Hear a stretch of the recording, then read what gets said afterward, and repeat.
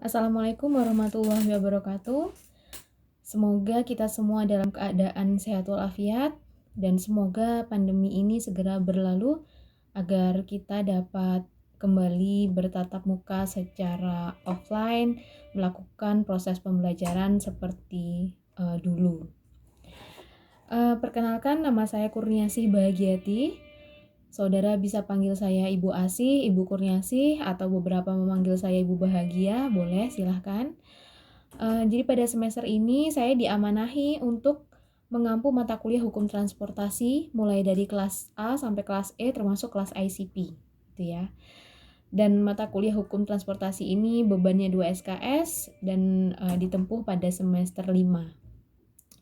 Baik, sebelumnya terima kasih saya ucapkan kepada kalian semua yang sudah mengisi polling, memberikan masukan, dan polling ini sangat penting bagi saya untuk mengetahui pendapat dan aspirasi dari saudara-saudara semua, dari kalian semua, karena pada proses pembelajaran kita sesungguhnya yang menjadi tokoh utama adalah para mahasiswa, sehingga sebisa mungkin saya berusaha menyesuaikan diri dengan kondisi saudara-saudara. Kemudian untuk mata kuliah saya, mungkin pada video perdana ini saya hanya akan membahas tentang kontrak belajar dan beberapa arahan, beberapa penjelasan terkait pelaksanaan perkuliahan daring mata kuliah hukum transportasi gitu ya. Untuk yang pertama terkait materi, banyak sekali yang memberikan masukan untuk materi terutama yang tidak boros kuota. Ya, jadi saya sangat memahami itu. Namun kalau materi itu hanya disampaikan via WA dan voice note secara terpisah, menurut saya kurang efektif ya. Jadi tetap perlu ada audio visual, entah itu berupa video yang nanti akan saya buat maupun rekaman seperti ini, rekaman dosen mengajar seperti ini.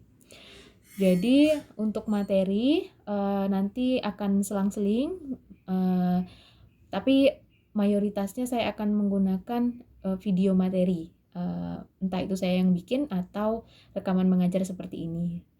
Hanya saja nanti juga mungkin selang-seling juga dengan PowerPoint, materi PowerPoint dan voice note begitu ya. Kemudian itu untuk materi dan durasinya maksimal mungkin 10-15 menit akan saya bagi-bagi begitu. Kemudian untuk materi nanti mohon maaf karena di e-learning tidak bisa kapasitas yang besar, jadi nanti akan saya taruh di YouTube dan ini nanti akan saya launching atau akan saya upload setiap hari Rabu jam 9 ya, kalau tidak salah jadwalnya kelas A. Nah, untuk yang saudara-saudara yang mengikuti kuliah saya di hari Kamis, sebenarnya bisa langsung melihat juga di hari Rabunya. Tapi untuk mungkin ada kuis dan tugas itu nanti tetap sesuai jadwal masing-masing kelas. Jadi link YouTube-nya nanti akan platform utama yang digunakan tetap di e-learning ya. Jadi link YouTube, pengumpulan tugas dan lain-lain itu pengumuman-pengumuman akan tetap di e-learning. Kemudian karena proses belajar mengajar daring ini lemah di controlling, jadi kalau misalnya kita bertatap muka secara langsung, ketika mungkin ada saudara-saudara yang bicara sendiri atau mungkin main HP atau mungkin tidur, itu bisa langsung saya tegur.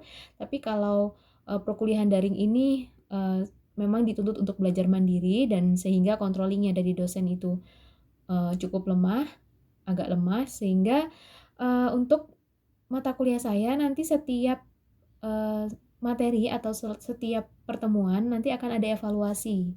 Akan ada evaluasi buat saya apakah mahasiswa ini bisa memahami materi hari itu. Jadi evaluasinya berupa apa ya, nanti mungkin bergantian ya, ada yang kuis pilihan ganda atau mungkin ada mind map.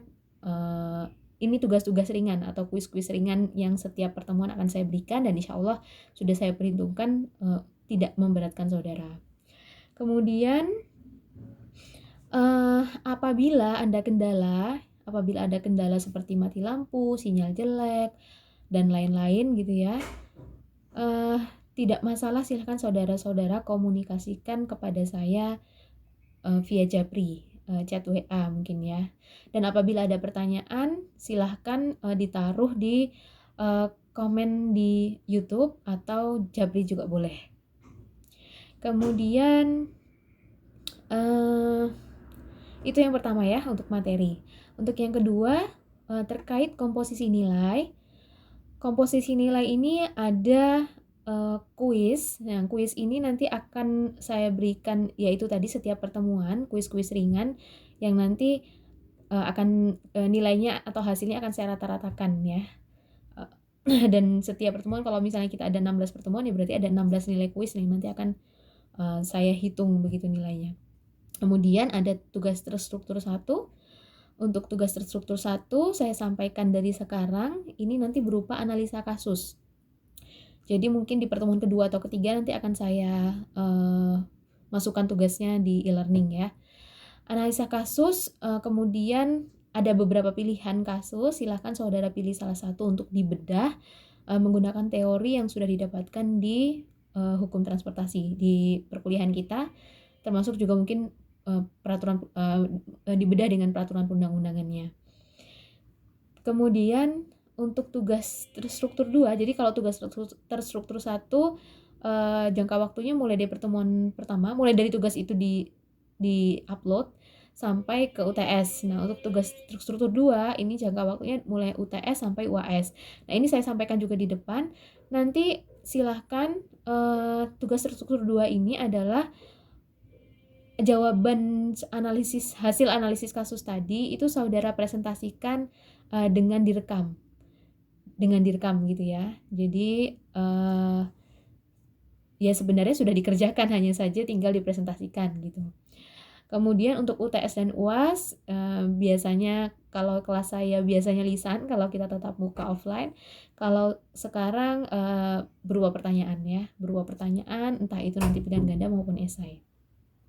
Kemudian untuk presensi akan saya berikan di e-learning. Di sana akan saya sediakan setiap pertemuan sesuai jadwal masing-masing, bisa klik hadir di sana. Apabila ada yang mungkin terlambat dan sebagainya, silakan izin saja via Japri lewat saya. Jangan lupa nama, kelas, dan NIM-nya. Kemudian itu saya kira untuk kontrak belajar, dan ada beberapa hal yang mungkin ingin saya sampaikan terkait rules di kelas saya gitu ya. Saudara-saudara, saya harapkan yang pertama, saudara-saudara mengutamakan proses. Jadi tidak semata-mata mencari hasil atau nilai dari mata kuliah hukum transportasi ini, dan saya harapkan ini juga diterapkan pada semua mata kuliah. Jadi kita benar-benar mengutamakan proses. Artinya apa? Artinya kita benar-benar memang belajar, benar-benar memang menuntut ilmu dan mengerjakan tugasnya, mungkin mengerjakan soal-soal ujiannya itu dengan sungguh-sungguh, dengan jujur, dengan usaha sendiri begitu ya. Menurut pengalaman saya sampai saat ini, sampai detik ini, sampai usia 33 tahun ini, sesungguhnya yang membuat kita maju, yang membuat kita sukses, yang membuat kita mandiri itu adalah bekal proses yang kita lalui ketika masa sekolah dulu, terutama di masa perkuliahan gitu.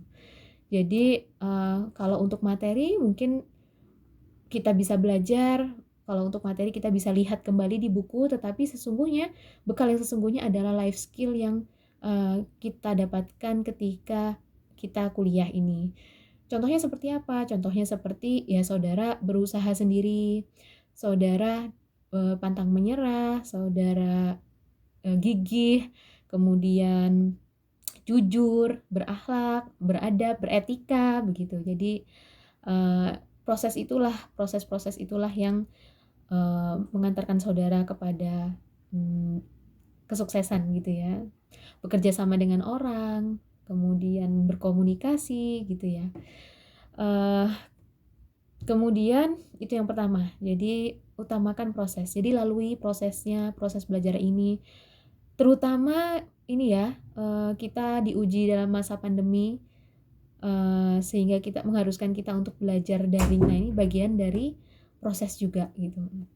Kita harus sabar, kita harus menghadapi ini dan harus melalui ini. Itu yang pertama, utamakan proses. Yang kedua, Saya harapkan saudara-saudara menjunjung tinggi integritas ya. Apalagi kita ini ada di Fakultas Syariah UIN Maulana Malik Ibrahim. Jadi